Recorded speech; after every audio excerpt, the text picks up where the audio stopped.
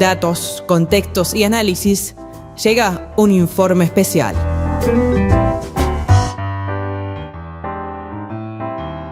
Continuamos en Punto de Partida aquí por la 1210 AM Radio El Libertador con una nueva columna, una columna especial en este miércoles, como todos los miércoles que lo estamos acompañando con alguna entrevista. Hoy vamos a tener una entrevista muy especial de historia que tiene que ver con la policía, que tiene que ver con 33. Ya se lo voy a develar antes las vías de comunicación, como siempre, 091 99 12 10 más 598 si estás fuera del país para mandarnos tu mensaje tanto por Telegram como por WhatsApp. 091 99 12 10. Y acordate que podés seguirnos a través de nuestras redes sociales. Por supuesto, buscan el Libertador Vergara y nos van a encontrar. Y también pueden seguirnos a través de YouTube, donde está nuestro canal, y ahí están todos los podcasts, tanto de las entrevistas especiales, historia de vida, la columna de literatura, bueno, todo lo que tenemos ahí, la columna sin nombre también, todas las columnas que tenemos aquí en Radio Libertador y también lo que tiene que ver con Punto de Partida, las encuentran ahí. Hoy vamos a hablar de historia, ya les dije, pero tenemos a Willington Gutiérrez que lo vamos a estar recibiendo, él es de La Valleja, ¿no es así? Hola, muy buenos días. Exactamente, somos acá de Minas La Valleja. Muy bien, un gusto tenerte con nosotros y poder conversar un poquito sobre este libro que sacaste, que si bien no está en formato impreso, está en formato digital, ¿es así? Exactamente, salió en formato digital y bueno, y se imprimieron un par de ejemplares para las bibliotecas y eso, que bueno, que va a estar disponible ahí en la biblioteca municipal de ahí de 33. Muy bien. Contame un poquito cómo nace la historia. Vos ya has escrito otros libros acerca más o menos del tema, ¿no? Exactamente. Y contame cómo se llama el libro, también para que la gente Bueno, muy bien. Bueno, el libro se llama, primero que nada te cuento, este libro vendría a ser un segundo volumen de una saga que va a ser 19 volúmenes, uno por cada jefatura. Ah, interesante. Sí. El primer volumen fue el de acá, el de mi jefatura. Primero que nada, yo soy policía. Entonces aparte de apasionado de la historia, también soy policía. Entonces, bueno. ¿Sos docente de historia también? No. Soy estudiante de la Facultad de Técnico en Bienes Culturales. Ah, bien. Y aparte, investigador hace años referente al tema de la policía, justamente acá a nivel país. Y bueno, y después se me surgió la idea por allá por 2022 de armar un libro acá de la jefatura de La Valleja. Y bueno, y en 2024 se hizo posible. La verdad que tuvo un apoyo impresionante, fue muy bien recibido acá por la sociedad minuana. Y el año pasado se me ocurrió que por qué también no darles oportunidad, digamos, a todas las jefaturas del país. Porque la historia de la Policía Nacional es una historia bastante desconocida y más que nada en el interior. Y si bien en el interior tuvo un gran peso institucional, ya que antes de ser jefatura de policía fue jefatura política, o sea que todo lo que fue siglo XIX y principio del siglo XX estaba todo vinculado, tanto jefatura con intendencia, digamos, entre comillas, era todo el gobierno departamental, estaba enfocado en el jefe político y de policía. Entonces, es algo que me parece que es de suma importancia para el interior, ya que nos da cierta identidad, porque a veces la historia que conocemos es la que está en Montevideo, que es más de la capital, que es más centralizada, y bueno, y el interior quedamos medio relegados, ¿no? Entonces digo, bueno, vamos a arrancar al revés, vamos a arrancar dándole la oportunidad al interior, y bueno, la última la vamos a dejar a la de Montevideo. Vamos a hacer al revés. Sí, bueno, hay una rica historia, ¿no?, en el interior de nuestro país, en el campo, todo lo que tiene que ver, especialmente ahí contra la frontera de Brasil, que es muy interesante en la historia y que se conoce poco también, ¿no? Sí, exactamente. Ahí ustedes que tienen frontera es una historia riquísima que hay y poco explorada. La historia local y regional del Uruguay está recién empezando a ser descubierta. O sea, es más, por ejemplo, de acá en mi mismo departamento, la historia está apenas siendo conocida. Hay apenas un par de libros y bueno, y por lo que cuando estuve investigando del departamento de ustedes, es más o menos lo mismo. Hay 4 o 5 libros, más o menos, que toman de una parte, de otra de la historia, pero nada había enfocado en esto de las jefaturas políticas y de la historia de la policía misma, ¿no? Bueno, vamos a entrar un poquito a hablar sobre el libro y contar un poco. Yo estuve echando el libro y sacando algunas cosas interesantes que vi. ¿Cómo es los primeros antecedentes de la organización policial ahí? Porque no nace con el departamento ni con la creación de la capital, ¿no? Nace antes. No, claro, exactamente. El libro, los primeros antecedentes que encontré, más o menos, para no irme muy atrás, comenzaron más o menos en 1790 ahí. Sí, ya con algunas novedades de captura de matreros y bueno, y cada tanto, para no hacerlo tan institucional al libro, tan normativo, bueno, tenemos historias de matreros, tenemos historias de homicidios, de delitos, bueno, delitos conocidos que tienen ustedes ahí a lo largo del siglo XIX y principio del XX, matreros famosos como, por ejemplo, un matrero muy famoso que estuvo ahí en 33, que es de acá, originario, pero bueno, pero se enfocó en el norte de La Valleja y ahí en 33, que fue el Clinudo, por ejemplo. El Clinudo tiene una historia muy interesante. Es una historia que, si bien a veces hay escritores que lo han digamos, puesto por allá arriba, como tipo Martín Aquino, claro, hay otros que lo han enterrado, entonces, digamos, bueno. Lo han poetizado, digamos. Exactamente. Entonces, bueno, la idea fue armar algo cortito sobre ellos, también el Paraguay, que fue también un matrero conocido ahí en la zona, que hizo de las suyas. Bueno, hubieron varios, hay un retocadito ahí de varios matreros que estaba muy interesante. Sí, digamos, delincuentes de frontera, ¿no? Porque se da muchísimo eso también acá, ¿no? Sí. Lo que pasa es que era una frontera abierta, digamos, en ese momento. Entonces era todo lo mismo. O sea, la gente de la frontera ahí, no estaba ni en Uruguay ni en Brasil, estaba en otra zona neutra. Claro, estaba el traspaso de ganado en la frontera también. Exactamente. Lo registraba, ¿no? Pero yo te decía hoy que comienza también un poco también con el tema de la policía, con la ayuda militar también, ¿no? Que fue importante en la época, ¿no? Los blandengues, ¿no? Sí, exactamente. Los blandengues, más precisamente, primero los blandengues de la frontera y bueno, después los blandengues orientales, fueron la primer policía. Si bien siempre estamos disputándonos con el ejército, si los blandengues eran ejército, eran policía, ¿qué era? Nadie discute que eran del ejército, pero la función que cumplían en su primer momento era netamente policial, porque ellos lo que era el orden público en el interior, ¿no?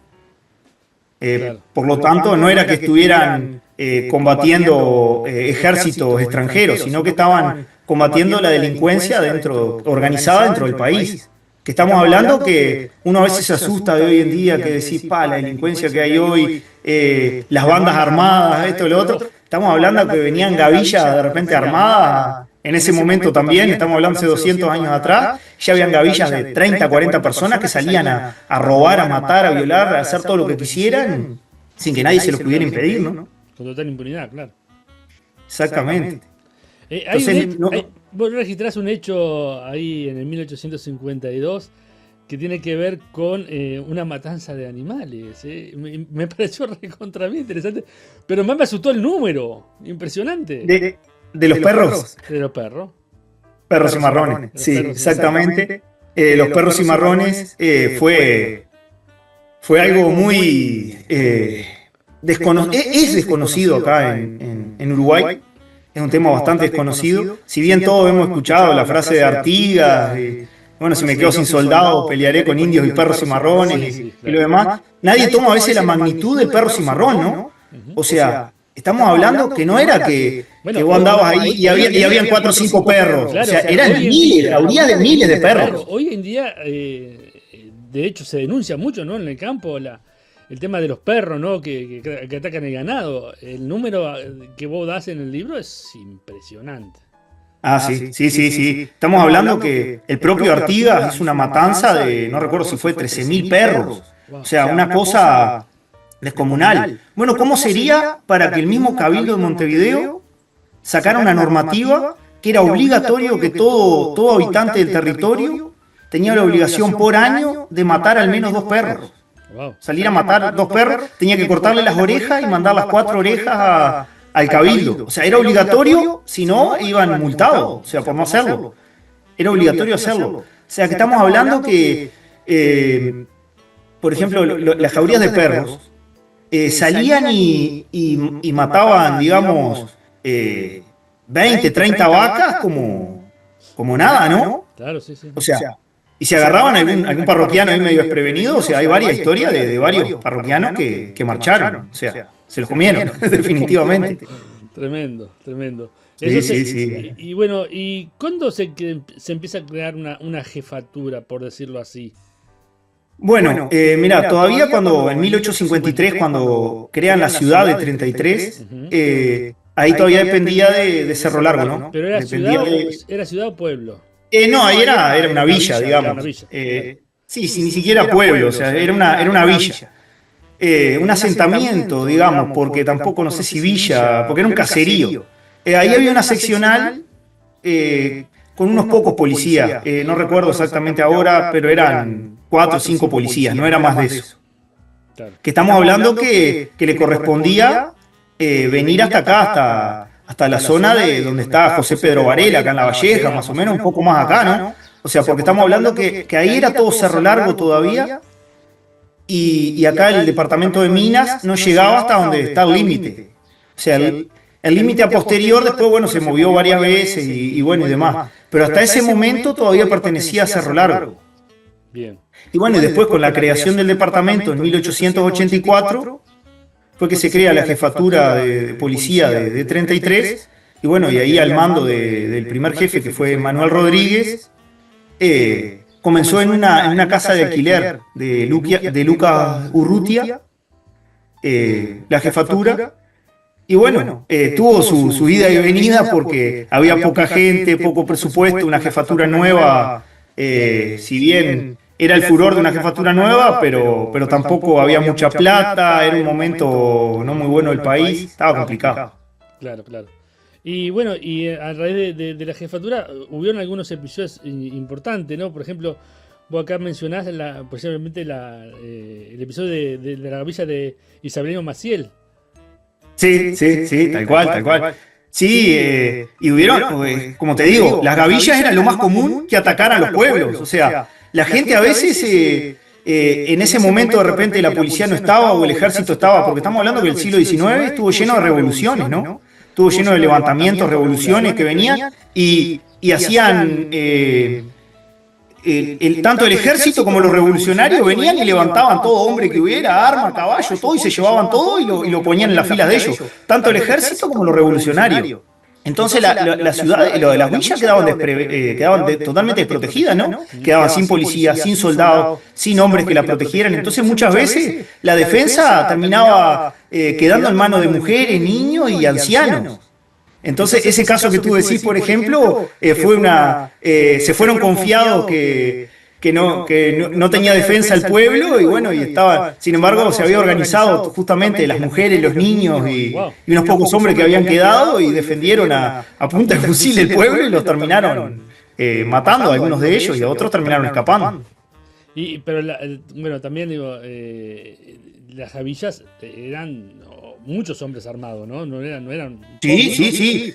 Claro, no eran 4 o 5. Claro, era un mini ejército, digamos, ¿no? Claro.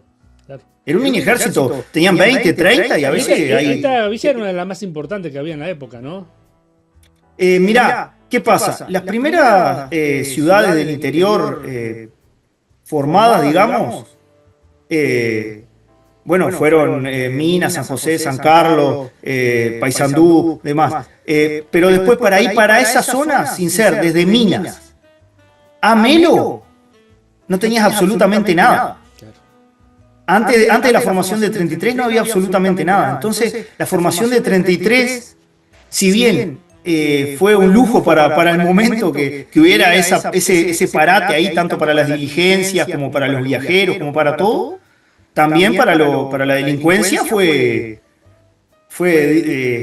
algo espectacular, porque antes tenían que recorrer todo, y bueno, y ahora tenían ahí un pueblito que podían ir a atacarlo cada poco rato, pero a su vez también era un punto de que el Estado marcaba presencia. Entonces, al Estado marcar presencia, también ya no era el desierto ese que había, que vos tenías 300 kilómetros de nada. No, ahora tenía la presencia de la policía, la presencia del ejército, tenías institucionalidad. Entonces eso creaba cosas que no se habían dado hasta ese momento. Sí, y la función de la policía no era solamente mantener el orden, ¿no? No, estamos hablando que el principio de la policía, y más ahí en esa época, era el orden, era, bueno, la institución pública. Dependía del jefe político, las escuelas dependían del jefe político, el servicio de correo dependía del jefe político, la limpieza de la ciudad dependía del jefe político. Muchas veces eran los mismos policías los que salían a hacer la limpieza de la ciudad, arreglar cunetas. Bueno, cuando la policía sanitaria de principio de siglo era, por ejemplo, andaba con una carreta juntando los desperdicios, digamos, del Pozo Negro, para que nos entendamos, ¿no? O sea, cumplía infinidad de... Vos entrabas a la policía y no era como ahora que vos hacías tus 8 horas y te ibas.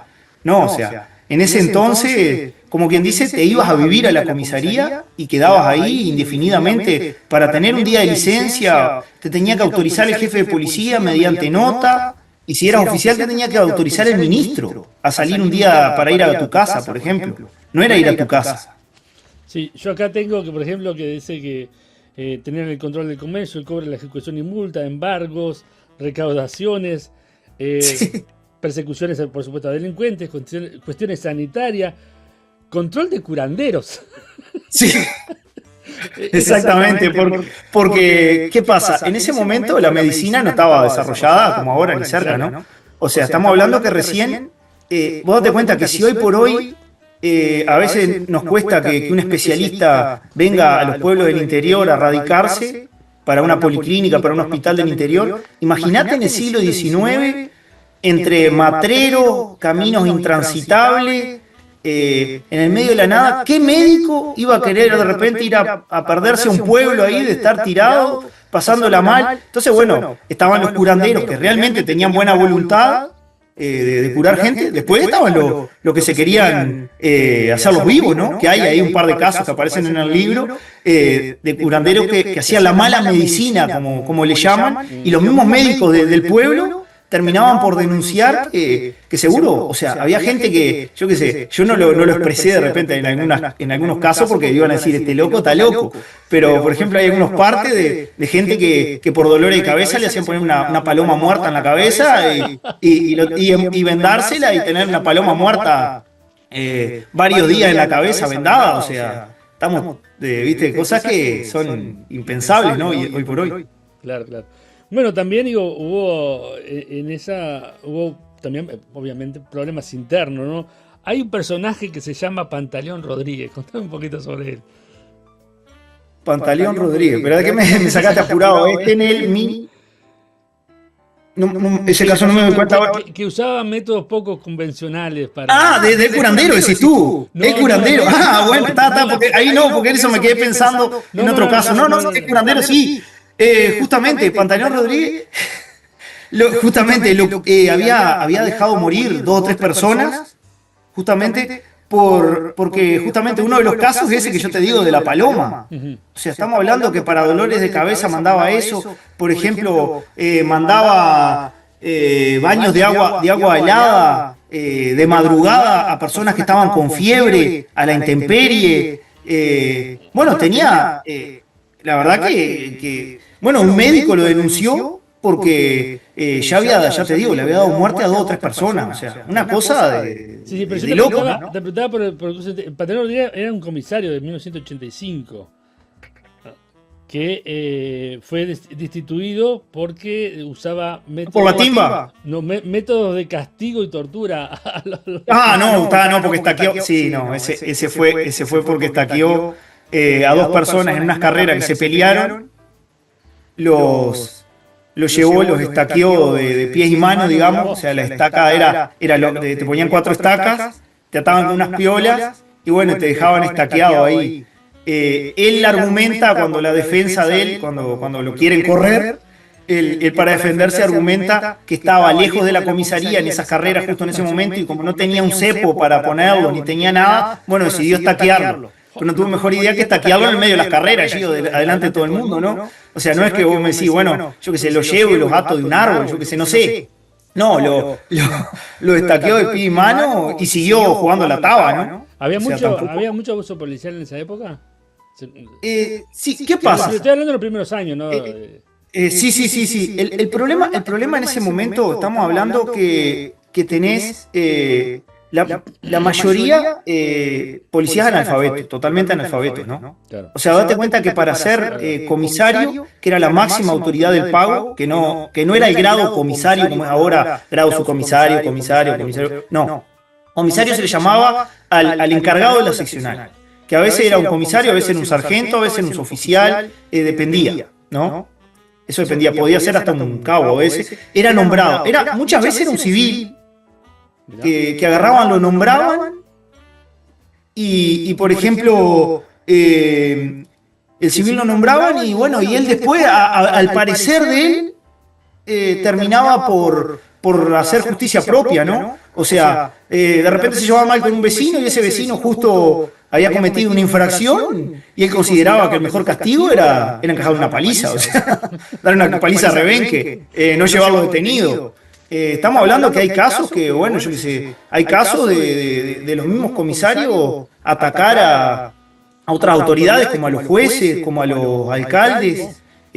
Hay varios casos de atacarlos con lanza a los mismos jueces, que va el juez y le dice de repente, no, porque usted hizo tal cosa, y va hasta la comisaría, agarraba una lanza y volvía con la lanza a querer matar al juez. O sea, cosas así porque era todo muy atado de los pelos, no era como ahora que vos tenés una policía que, o sea, ahora, estoy hablando de años atrás para acá, ¿no? Que vos tenés una policía que se dedica a eso, es profesional en lo que está haciendo. Acá estamos hablando que la mayoría del personal subalterno, durante las guerras y levantamientos y eso, está obligado en la comisaría. O sea, vos ibas por tu casa, te decían, vos vas a ser el policía. Es como que yo mañana afuera, bueno, Carlos Morti mañana va a ser el policía, voy, te levanto en tu casa, te vas para la comisaría y quedás ahí, estás obligado, no ves más a tu familia, no ves nada. Y vos decís, ¿qué policía voy a ser yo? Yo qué sé, yo salgo ahí y bueno, alguno me anda jodiendo, agarro rebenque, le encajo una paliza y soluciono en el momento y chao. Y no lo llevo a la comisaría, yo qué sé, ¿viste? Entonces se prestaba la situación para que se dieran esas cosas, ¿viste? Esos abusos. ¿Y cuándo se institucionaliza la policía en 33? ¿Cuándo se pone un rigor digamos, de... Bueno, ya cuando la creación de la jefatura en sí, ya se comienza ahí a institucionalizar, ¿no? Pero está lejísimo hasta después de las guerras arabistas, ahí por principio de 1900, todavía se veían muchos abusos. Vos si ves, por ejemplo, los diarios de época, ves que hay denuncias cada pocos días de abuso. ¿Qué pasa? Hay que filtrar mucho, porque a veces muchos casos de abuso eran temas partidarios, más en los departamentos que estaba muy segmentada la población, que tenía la mitad de la población tanto colorado como la mitad blanca. Entonces, ¿qué papel jugaban los partidos tradicionales? Exactamente, porque porque tú no te olvides que, por ejemplo, cuando las guerras arabistas y demás, le dieron muchas jefaturas a los blancos, pero a la vez el gobierno era colorado y estaban enfrentados blancos con colorado. Entonces el gobierno no le daba apoyo al jefe político porque era blanco, pero a su vez los vecinos colorados denunciaban que el jefe blanco había abusado. Entonces el gobierno le pedía explicaciones, era todo un... Como hay abuso ahí y hay cosas extrañas, ¿no? Una, por ejemplo, que nombro ahí, no recuerdo el año exacto, pero me parece que es en 1911, que es de los últimos abusos que nombro, que por hoy de repente te parece una bobada, y no bobada, pero es insólito, que había un jefe colorado y supuestamente una persona le obligan durante 15 días a andar, era un partidario blanco conocido de ahí del pueblo, que lo obligan a andar con una flor roja en el pecho. Claro, si vamos al caso de repente por hoy, decís, que me obligan a andar con una flor, ¿qué me importa? Pero bueno, en esa época era importante. Pero en ese momento seguro para la persona me imagino que habrá sido, no sé, como que le mataran a la madre más o menos, me imagino lo que habrá sido. Y le pusieron guardia policial permanente, imagínate, que vos tuviera guardia policial permanente para que vos no te saques la flor roja esa cada vez que salgas a la calle. Tremendo, sí, tremendo. O sea, entonces los diarios se hacían eco de eso, después la persona salió a declarar que no era tan así, que bueno, que había tenido un entredicho, pero lo de la flor no era, pero otros decían que sí, y bueno, se hizo una investigación administrativa, pero bueno, fue todo Hay casos insólitos, ¿no? Sí. Bueno, también creo que registra el libro el tema de la mujer dentro de la policía, que en 33 fue uno de los... Sí, exactamente. Claro, a principios de la década de 1930 se autoriza la creación de cuerpos femeninos en todo el país. Y bueno, y a todos los departamentos, Sincera, Montevideo, que se le dan 6 cupos, a Canelones, que se le dan 2, al resto de los departamentos se le da un solo cupo femenino para cada jefatura, ¿no? O sea, una sola mujer puede ingresar. Y bueno, como en todos, ahí en 33 le correspondió uno. Y bueno, la primera mujer de la que pude encontrar indicios ahí fue María Martínez, que ingresó en 1931.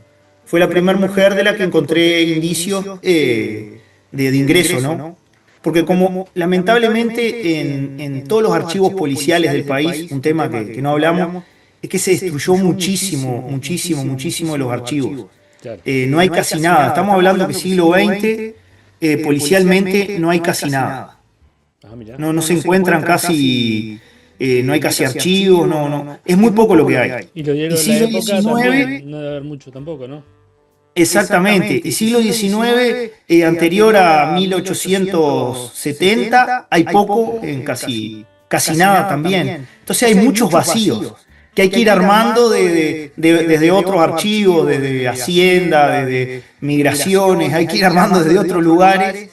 Y bueno, entonces es muy fragmentada la documentación, ¿no? En aquel comienzo y en aquellos primeros años de 1900, ¿cuántas comisarías habría en todo 33 más o menos? Yo voy a registrar 7 en el comienzo más o menos, pero ¿cuánto habría más o menos? ¿Habría por pueblo o cada tantos pueblos? Lo que pasa es que en esa época... no se podía llamar pueblos a la mayoría de los lugares, o sea, eran caseríos o a veces la comisaría estaba aislada. Por ejemplo, en el caso, de ustedes ahí en Vergara, hay un caso muy particular que es en el año 1900 exactamente, que es una solicitud que hacen los vecinos de ahí del pueblo, que tenía unos 600 habitantes más o menos en ese momento, y solo contaba con 2 guardias civiles para los 600 habitantes más todas las zonas aledañas. Entonces se encontraban como totalmente desprotegidos, ¿no? Estamos hablando que cercanía de la frontera con 2 guardias civiles, cuando estábamos hablando recién que andaban gavillas de 15, 20, 30 matreros, si llegaban a atacar el pueblo estaban en el horno, ¿no? Entonces, justamente varios vecinos se organizan. Y bueno, y elevan una solicitud ahí al jefe de ese momento, que era Bernardo Berro, para entregar una casa habitación, le llaman en ese momento, para comisaría. Y le piden una guardia policial mayor que fuera para prevención del pueblo, ya que habrían varias casas comerciales. Yo ahí, bueno, nombro más o menos todas las casas comerciales detalladamente que ellos nombran, que habían 2 carpinterías, 5 comercios, bueno, no recuerdo ahora, una herrería, habían varias casas comerciales, bueno, y eso lo firman varios vecinos de ustedes, que de repente los nombres algunos les suenan, Manuel Fernández Rivera, Edelmiro Olivera, Manuel Olivera, Luis Barrieri, habían varios ahí vecinos, que me acuerdo ahora en el momento más o menos, que firman esa solicitud. En investigación que has hecho, ¿qué fue lo que más te sorprendió de lo que encontraste? Bueno, sorprenderme me sorprendo todos los días, porque como te digo, soy apasionado de la historia y cada vez que investigo un archivo me asombro de cosas. Me gustó mucho y me sorprendió mucho el tema de algunos matreros ahí que esa parte de cuando atacaban el pueblo, por ejemplo, el matrero es el Paraguay. Después que hay otro matrero unos años después que también le ponen el mismo apodo, le ponen el Paraguay también, y ataca otra vez el pueblo y otro matrero conocido. Esa parte de los matreros, la verdad que fue lo que más me asombró, digamos. Cómo pobre gente le atacaban a cada rato, ¿no? O sea, era de loco que estuvieran a cada rato siendo atacados por unos locos sueltos de esto que iban a robarlo y secuestrar mujeres, porque estamos hablando que lo que es siglo XIX, el robo de chinas era lo más común. O sea, vos salías a la chacra y cuando venías te encontrabas que te habían robado a tu mujer y a tus hijas, o sea, se lo habían secuestrado y nunca más aparecías, ¿no? Hay casos de esclavos que nombro un par de casos de esclavos que secuestraban, cuando todavía existía la esclavitud, secuestraban esclavos y después iban y los vendían en Brasil, después secuestraban... Porque acá en Uruguay se abolió la esclavitud, pero en Brasil no. Exactamente, en Uruguay en la Constitución del 30 ya se pone en normativa para que se aboliera la esclavitud. Si bien no se llevó exactamente en el interior profundo hasta el 40 y pico, después de la Guerra Grande, todavía había lugares lamentablemente que seguía existiendo la esclavitud. En el Brasil estuvo hasta fines del siglo XIX. O sea, entonces, ¿qué pasaba? Venían acá, agarraban a vecinos del pueblo, afrodescendientes, cualquier vecino del pueblo, lo capturaban y acá era una persona, un vecino más. Pero allá en Brasil era una mercancía, lamentablemente. Entonces lo secuestraban acá al vecino, lo llevaban allá y lo vendían, una persona libre. O sea, era una cosa de loco, ¿no? Y era una cosa que se daba. Lamentablemente, era lo más común que robaran de un establecimiento, era el secuestro de personas. Era lo más común. No era que vos me digas, secuestraba a una persona cada tanto. No, cada vez que una gavilla atacaba... se llevaba oro, plata, ropa, porque la ropa no era muy común tampoco, vajilla, pero también se llevaban personas afrodescendientes, se encontraban mujeres, se las llevaban, lamentablemente. Tremendo. Sí, la verdad que...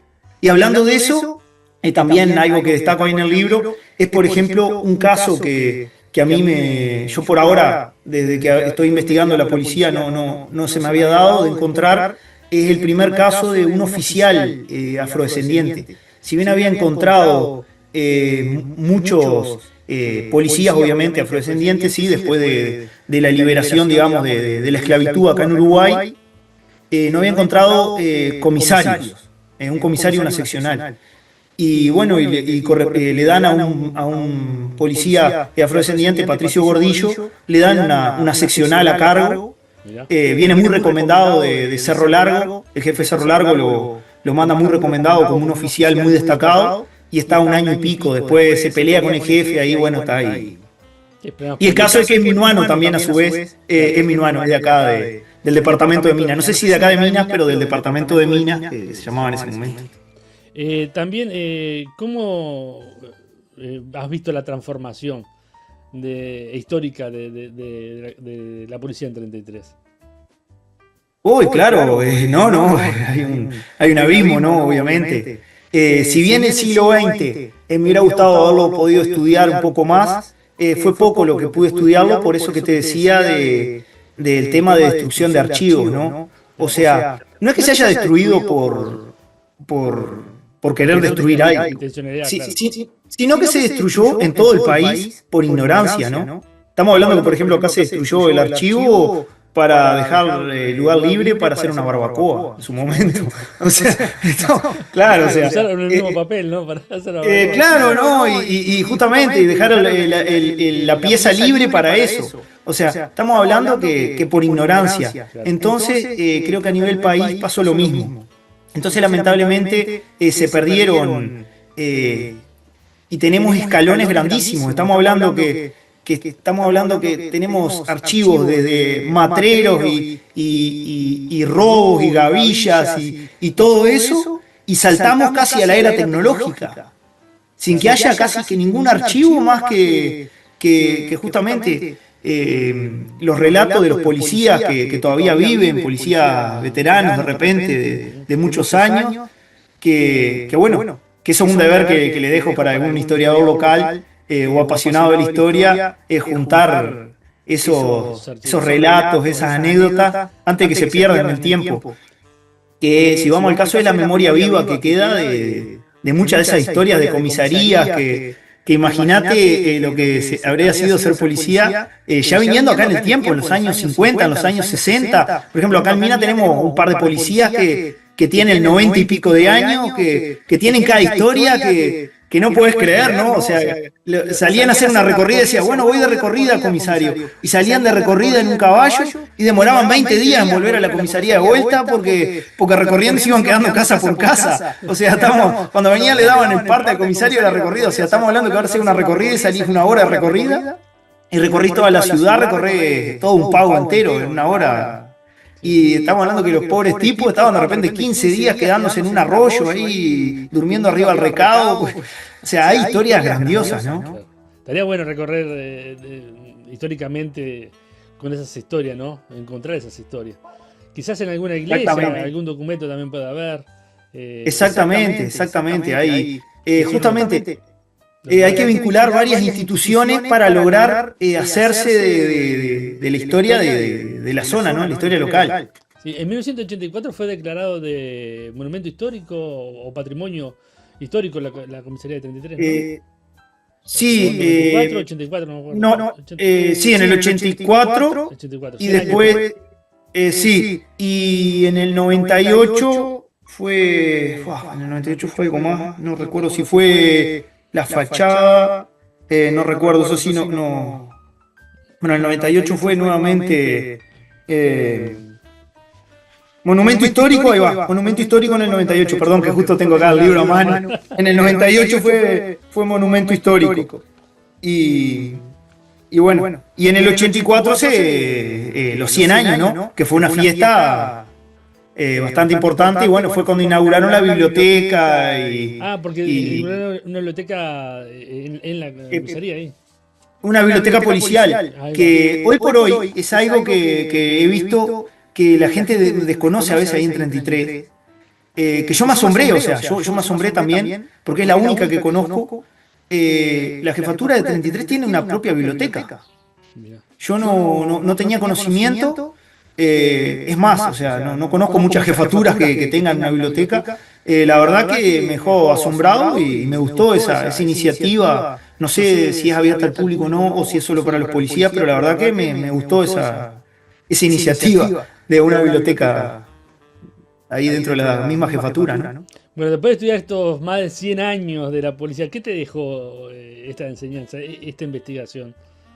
Y bueno, yo creo que la importancia de justamente la historia local y regional, como te decía hoy. Yo creo que nos da identidad a los que somos del interior, a los que vivimos en los pueblitos, como le digo yo. Justamente tenemos que apoderarnos de esta identidad y a veces no fijar tanto la mirada no sé, en las grandes historias que tiene el Uruguay, si bien tiene historias grandiosas, que son a nivel país, de la Revolución Oriental. Tenemos grandes historias que más o menos más aquí o más allá todos las conocemos, pero a veces tenemos una historia gigante, maravillosamente espectacular, ahí que pasó a no sé, 2 cuadras de mi casa y no la sé. De repente tuve una batalla, tuve un evento gigantesco ahí al lado de casa y no tengo idea. Y sé de la batalla de las piedras, y sé del sitio de Paysandú, y sé tal cosa, pero no sé de repente que, no sé, el comisario acá del pueblo junto con mi bisabuelo y con 2 o 3 más defendieron el pueblo de que lo atacaron a Gavilla de maleantes. Entonces, digamos, tenemos historias que de repente están hasta en nuestra propia familia, en nuestro propio barrio, y lo desconocemos. Entonces, está bueno eso. Y creo que es lo que tenemos que apoderarnos cada uno de nosotros. Ahora, ya que es un libro digital, ¿cómo la gente consigue el libro? Porque debe haber mucha gente en 33, y no solamente en 33, en la región que quiere conocer un poquito más sobre esto. Eso es algo importante. El libro es de acceso gratuito, no tiene costo. Tanto como el de La Valleja, como los que van a salir a posterior, que ya van en marcha, otros va el de Rocha, que ya está casi en marcha. Hay varios más que estoy ahí produciendo, son de acceso gratuito, por lo tanto pueden acceder a ellos de forma totalmente libre, tanto como para propia como para enviarlo a quien quieran. Pueden acceder a él mediante mi Facebook, que ahí hay un enlace de descarga, en mi Facebook Willington Gutiérrez, si quieren buscarlo, o si no, lo voy a dejar en los comentarios del podcast. Aquellos que están mirando pueden buscarlo ahí al link, que se los voy a dejar para que lo puedan mirar. Impecable. Yo igual te paso el link también directamente para descargarlo, para de repente ponerlo abajo. O si no, pueden pedirlo al 097-743-465. Te lo repito de vuelta. 097-743-465, que es el número de teléfono del Centro de Estudio Histórico Juan Antonio Ortiga, que es una institución que integro ahí con otros policías más, que justamente son los que están difundiendo un poco más y eso, y bueno, para que no se arme relajo, que unos tiran, otros lo difunden, lo centramos todo ahí. ¿Cuánto tiempo te llevó la investigación más o menos? Mira, la investigación del libro 33 empecé el año pasado, en mayo del año pasado. Y este año, en marzo más o menos, ya había quedado lista, pero por tema ahí que yo estaba haciendo un curso en el trabajo y demás, se me había complicado para lanzarlo, entonces lo lancé ahora. Me imagino que tuviste que hacer varios viajes. Sí, tuve que hacer varios viajes ahí, y Montevideo, Archivo General de la Nación. Me interné allí, ya las muchachas allí me ven venir y tiemblan. Bueno, sí, si estás haciendo lo de más departamento, me dijiste que vas a hacer Rocha, seguramente vas a hacer Cerro Largo. Sí, mira, ahora en realidad el tercer tomo, si bien digo, es el de Rocha, el cuarto sería el de Artigas y el quinto sería el de Flores. Es más que nada, ¿sabes por qué? Por un tema de organización de cantidad de archivos. Porque tienen menos cantidad de archivos. Estoy dejando las jefaturas más grandes que tienen más material para lo último. Porque van a ser las más dificultosas. Entonces, a lo que estoy finalizando hay unos estudios en la facultad y demás, tampoco quiero recargarme mucho, ¿viste? Entonces está. ¿No llevaste el libro a la comisaría para que lo tengan ahí? Sí. Hicimos llegar a la jefatura, le hicimos llegar a la biblioteca de la jefatura, a la biblioteca al comando de la jefatura, obviamente, que me dio el visto bueno y me apoyó, que eso también es otra cosa para los agradecimientos al comando ahí de la jefatura de 33, al historiador también local de ustedes, Pachacho González ahí, que también... Lo podés dejar acá en la biblioteca de Vergara. Que sí, cómo no, claro. Claro, también lo puedes dejar ahí. Sí, también lo vamos a enviar a la biblioteca de ahí, sin duda. La idea es que, como te digo, tanto que lo puedan consultar físicamente en una biblioteca o lo puedan ver digitalmente, quien lo quiera leer. Además, también decir que es un libro de muy fácil lectura, que no tiene ninguna cosa técnica, sino que lo escribí bien a lo campechano, bien idioma uruguayo. Entonces no tiene nada raro, es muy cortito, son 80 y poquitas páginas, o sea, con todo, con prólogo, epílogo y todo lo demás, son 88 páginas, o sea que es muy cortito. Está bien fácil estructurado, porque está estructurado por años. Dice el año y después dice lo que pasó en ese año. O sea, es bien sencillo, no tiene que tengo que ir para atrás, tengo que ir para adelante. Entonces, digamos que es bastante ameno para leer, ¿no? Ahí está. Bueno, cuando tengas otros libros, seguramente los podemos presentar acá, porque está bueno conocerte sobre estas historias. A mí me encanta conocer la historia especialmente de la época del siglo pasado, de las instituciones. Es muy interesante. Bueno, cómo no, estamos a la orden. Y obviamente, para charlar cuando sea de cualquier tema histórico. Lo que es los temas históricos me encantan, así que por eso no habría problema. Claro que sí, te vamos a consultar entonces. Bueno, gracias Willington y nos reencontramos pronto, ¿te parece? Bueno, muchas gracias. Un saludo.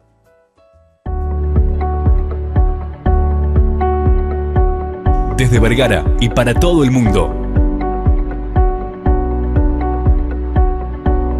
Una radio con propósito. Una radio con visión. Una radio para todos. El Libertador, 1210 AM.